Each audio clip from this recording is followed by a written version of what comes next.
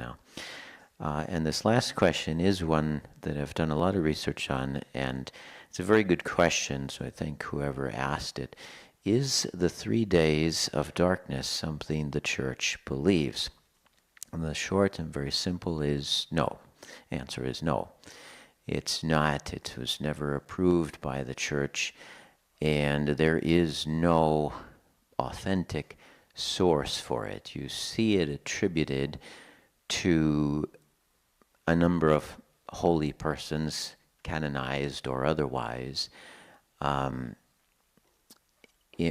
none of them have proven an authentic source.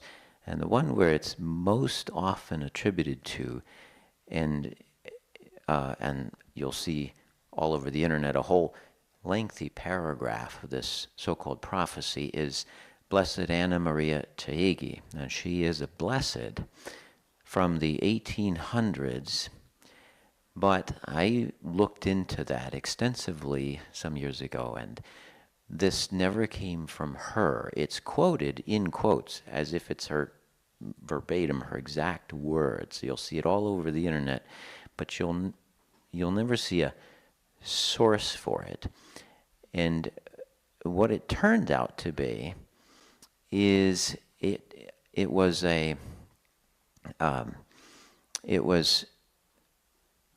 someone who said they heard it from someone who said they heard it from her.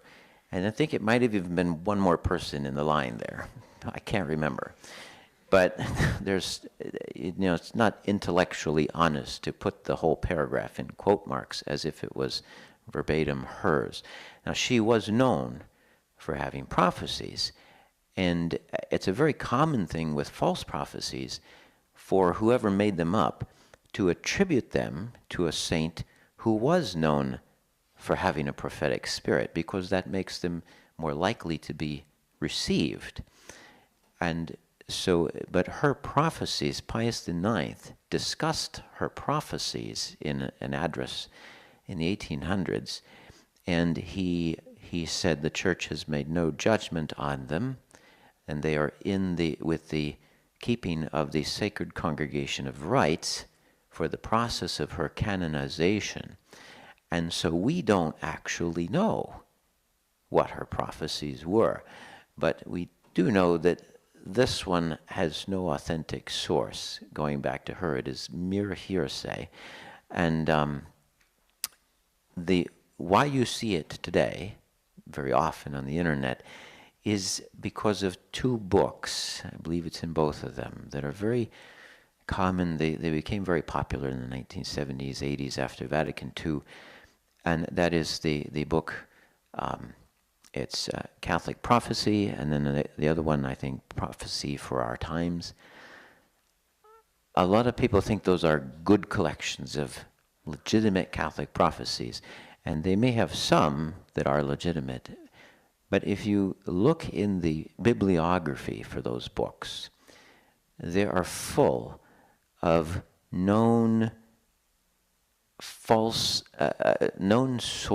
of false prophecies, and they reference books that are collections of false prophecies that have already been proven false because the time when they were supposed to be fulfilled is gone. For example, there was a supposed prophecy attributed to St. John Vianney saying that the world will end, he supposedly said, before the church has a chance to canonize me. Well, obviously that it didn't happen. So the book where this is taken from is a French book. That's what those two books in English I mentioned.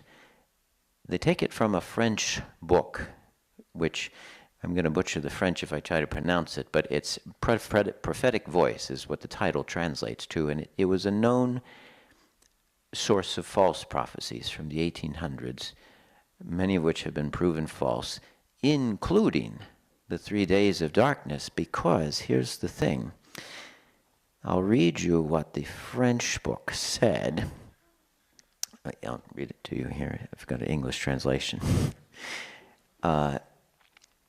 This is what the actual prophecy supposedly said. First of all, she supposedly said Pius IX's reign would last only 27 years. Well, that was false because it was actually 32 years. So already false. And she supposedly prophesied that he would live to see the triumph of the church in spite of the calamities. And so this is the prophecy. All the enemies of the church, hidden or open, will perish during the days of darkness, with the exception of some few whom God will convert immediately afterwards. The air will then be infected by the demons, who will appear under all kinds of hideous shapes. The possession of a blessed candle will secure its owner from death. So also will the saying of prayers addressed to our Blessed Lady and the holy angels. So far, that's where you get the prophecy supposedly attributed to her. But here's the part that those two English books deliberately left out, and this is very dishonest of the authors of those books. That's why you should not rely on those books.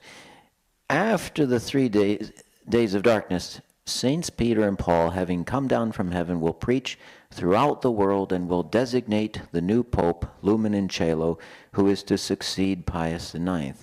A great light will flash from their bodies and will settle upon the cardinal, the future pontiff.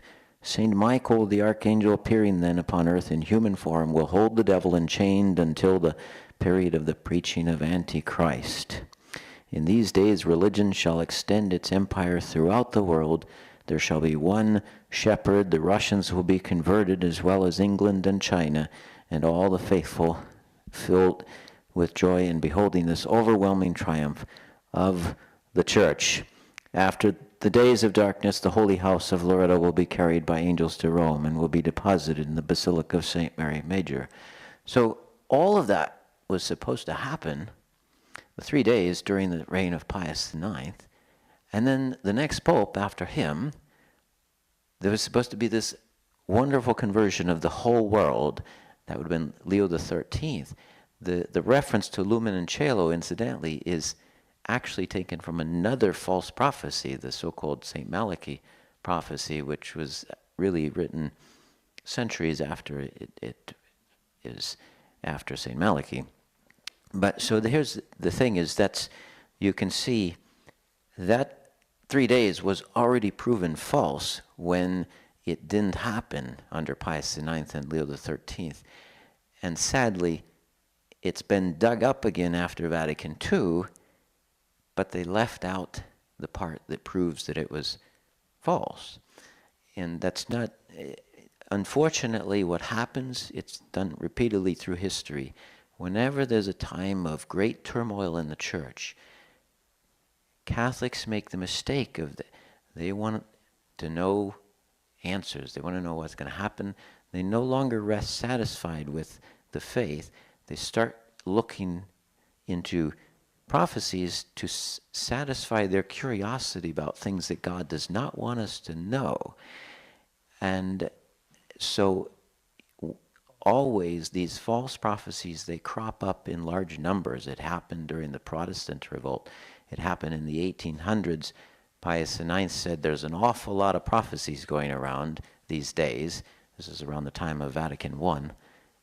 And he said most of them don't deserve the honor of being read. And he said, and this is very important, Pius IX said, prophecy for us is to do the will of God. And so remember that true prophecy, true private revelation is never for the purpose of satisfying curiosity about future things.